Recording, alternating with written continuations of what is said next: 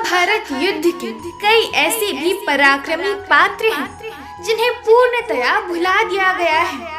उनका उल्लेख महाभारत की कथाओं में कहीं नहीं मिलता, क्योंकि अधिकतर कथाओं में केवल महान और प्रसिद्ध चरित्रों का ही वर्णन है।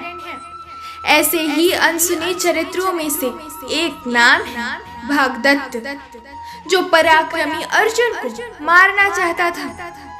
कुरुक्षेत्र के युद्ध में भगदत्त कौरव सेना की ओर से लड़े और अपने विशालकाय हाथी के साथ उसने बहुत से योद्धाओं का वध किया। भगदत्त के पास शक्ति अस्त्र और वैष्णवास्त्र जैसे दिव्यास्त्र थे। तो आज हम जानते हैं कि भगदत्त कौन था और वो अर्जुन को क्यों मारना चाहता था।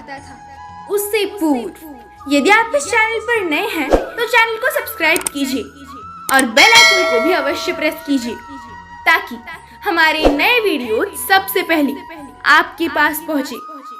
तो चलिए शुरू करते हैं। भगदत्त प्राग ज्योतिषपुर के राजा नरकासुर का पुत्र था। भगदत्त का उल्लेख महाभारत में मिलता है। भगदत्त मात्र ऐसा चरित्र था जिसने 8 दिन तक अकेले अर्जुन के साथ युद्ध किया। युधिष्ठिर के राजसूय यज्ञ के समय जब अर्जुन राज्यों को अपने अधीन कर रहे थे, तब अर्जुन और भगदत्त का 8 दिनों तक युद्ध चलता रहा। अर्जुन ने अनेक प्रयास किए, परंतु प्राग ज्योतिषपुर पर विजय प्राप्त नहीं कर सके। भगदत्त और अर्जुन के पिता इंद्र घनिष्ठ मित्र थे, इसीलिए भगदत्त ने युधिष्ठिर को चक्रवर्ती स्वीकार किया था और यज्ञ के लिए शुभकामनाएं भी दी थी। एक समय भगदत्त का युद्ध कर्ण के साथ भी हुआ था, जिसमें कर्ण की विजय हुई। कर्ण ने भगदत्त को पराजित किया था, इसीलिए भगदत्त ने महाभारत का युद्ध कौरवों की ओर से लड़ा। कर्ण ने सभी दिशाओं के राजाओं को अपने अधीन कर लिया था। महाभारत के समय भगदत्त की आयु बहुत अधिक थी और इस योद्धा ने भीम, अभिमन्यु और सात्विकी जैसे योद्धाओं को परास्त किया था। द्रोण पर्व के 24वें अध्याय में वर्णन मिलता है कि अभिमन्यु और अन्य अनेक योद्धाओं ने एक साथ भगदत्त पर आक्रमण कर दिया था, परंतु भगदत्त के समक्ष सबको हार माननी पड़ी थी। कुरुक्षेत्र युद्ध के 12वें दिन भगदत्त का सामना अर्जुन के साथ हुआ। दोनों के मध्य भयंकर संग्राम हुआ। एक समय तो ऐसा आया जब भगदत्त ने अपने हाथी से अर्जुन को लगभग कुचल ही दिया था, परंतु भगवान श्री कृष्ण ने अर्जुन को बचा लिया। इसके पश्चात पुनः भगदत्त के सामने आने पर अर्जुन ने भगदत्त के अनेक अस्त्रों को विफल कर दिया। भगदत्त घायल हो गया। तब भगदत्त ने वैष्णवास्त्र का प्रयोग किया, जिसे काटना अर्जुन के लिए असंभव था। जब तक वैष्णवास्त्र अर्जुन को आकर लगता, तब तक भगवान श्री कृष्ण बीच में आ गए।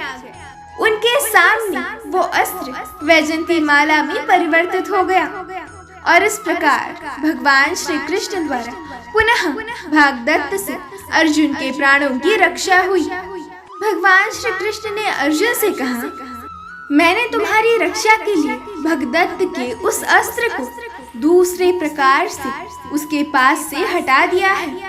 पार्थ, अब वो महान असुर उस उत्कृष्ट अस्त्र से वंचित हो गया है, अतः तुम उसका वध कर दो। ये सुनकर अर्जुन ने तक्षण ही नराज नामक अस्त्र का प्रयोग करके भगदत्त के पराक्रमी हाथी का वध कर दिया। तब भगवान श्री कृष्ण ने अर्जुन से कहा, भगदत्त की आयु बहुत अधिक है और झुर्रियों के कारण उसकी पलकें झुकी रहती हैं और उसके नेत्र बंद रहते हैं, क्योंकि भगदत्त बहुत पराक्रमी और शूरवीर योद्धा है। इसीलिए उसने अपने नेत्रों को खुला रखने के लिए अपने मस्तक पर पट्टी बांधी रखी है। तब उसने सबसे पहले भगदत्त के मस्तक पर बंधी इस पट्टी पर तीर मारा, जिसके परिणाम स्वरूप भगदत्त के मस्तक की पट्टी क्षीण हो गई। उसके नेत्र बंद हो गए और उसकी आंखों के सामने अंधेरा छा गया और अवसर पाकर अर्जुन ने भगदत्त का वध कर दिया।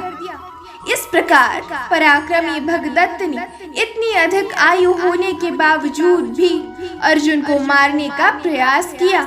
भगदत्त के वार से स्वयं श्री कृष्ण को अर्जुन की रक्षा करनी पड़ी थी। जय श्री कृष्ण।